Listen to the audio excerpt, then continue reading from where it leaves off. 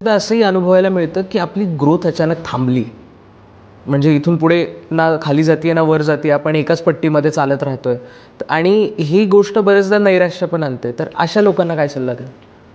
आज कसं होतं की भरपूर अशा फील्ड्स आहेत ज्याच्यामध्ये एका स्पेसिफिक टाईमनंतर ग्रोथ ही पूर्णपणे थांबली जाते. बिकॉज मॅनेजमेंट लेवलची पोस्ट असेल किंवा टीम लीड लेवलची पोस्ट जी असते, त्यामध्ये तुम्ही करिअर स्विच मारूनच तुम्हाला पॅकेजेस वाढवावे लागतात.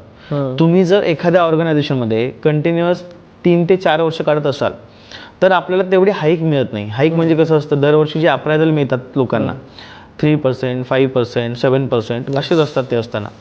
पण ज्यावेळेस तुम्ही स्विच मारता त्यावेळेस ते 30%, 35%, 50% depend on your skills and knowledge ते आपल्याला मिळत राहतं. मेन गोष्ट ही आहे की कुठलाही जॉब हा स्टॅग्नंट राहत नाही. तुम्ही स्विच कसे मारताय कंपनीज थ्रू, त्याच्यामुळे तुमचे पॅकेजेस वाढतात.